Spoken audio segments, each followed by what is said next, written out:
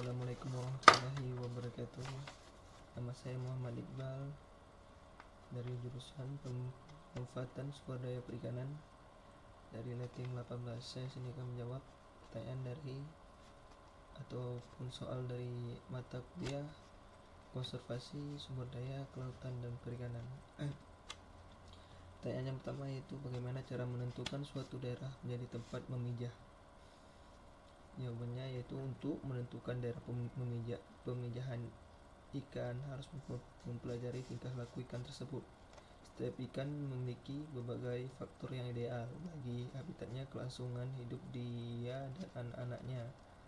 Antara lain suhunya. Suhu menjadi salah satu faktor penting dalam ikan bermigrasi, karena setiap jenis ikan memiliki suhu yang dapat dan tidak dapat ditinggali baik pada saat mencari makan dan memijah. Yang kedua yaitu makanan yaitu sebagai sumber energi setiap makhluk hidup. Habitat yang baik haruslah memiliki sumber makanan yang baik, tidak hanya berguna bagi calon anakan, baik juga untuk induk yang akan menetaskan telurnya. Yang ketiga yaitu kecepatan harus kerap kali menjadi faktor tempat di mana ikan akan memijah, karena berbagai jenis ikan memiliki kriteria arus yang berbeda untuk memijah.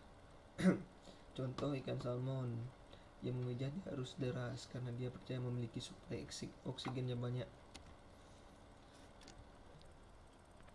Lalu yang keempat yaitu kedalaman air tersebut yang berada di wilayah tersebut. Kedalamannya sangat berpengaruh langsung dengan tekanan air laut, apalagi ikan yang berproduksi secara eksternal kerap kali sensitif terhadap kedalaman air laut dan nantinya akan berpengaruh langsung terhadap telur-telur mereka. Yang kelima itu ada oksigen, di mana oksigen memiliki suplai yang banyak, kerap kali dipilih sebagai tempat memijah ikan. Contoh ikan salmon memijah di arus yang deras karena banyak suplai oksigen. Yaitu nomor 2 yaitu ancaman konservasi dari luar. Ancaman yang berasal dari luar dapat disebabkan oleh adanya aktivitas manusia seperti aktivitas penangkapan ikan.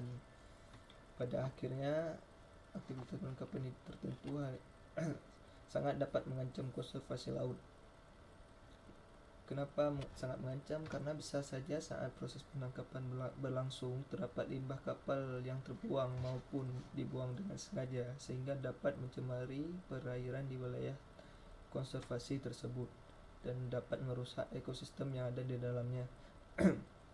Aktivitas penangkapan lainnya yang dapat mengancam konservasi adalah saat alat tangkap seperti jaring yang digunakan tersangkut pada terumbu karang maupun biota laut,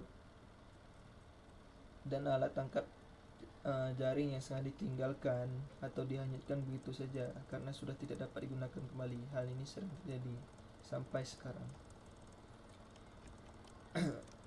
Dan apa manfaat dari luar yang dapat dimaksimalkan? Manfaat dari luar yang dapat dimaksimalkan tidak lepas dari campur tangan manusia, seperti menjaga suatu habitat kawasan yang perlu dikonservasi dan membuat rehabilitas biota laut yang juga perlu dikonservasi, di mana dalam hal ini sudah masuk ke dalam status extinct atau punah maupun endangered atau genting. Nomor 3 yaitu bagaimana strategi konservasi yang efektif terhadap ikan hiu. Menurut saya pemerintah harus melakukan upaya penegakan hukum dengan memberikan sanksi yang sangat berat kepada pelaku penangkapan ikan hiu tersebut dan melakukan pemberitaan bahwa di dalam tubuh ikan hiu masih sangat rentan tercemar polutan atau logam berat. Polutan yang terdapat di plankton itu dimakan oleh ikan kecil, lalu dimakan oleh ikan besar, lalu dimakan oleh hiu. Karena semakin lama logam berat, maka semakin sulit untuk diekskresikan. Oleh sebab itu berbahaya dikonsumsi oleh manusia. Sekian jawaban dari saya. Wassalamualaikum warahmatullahi wabarakatuh.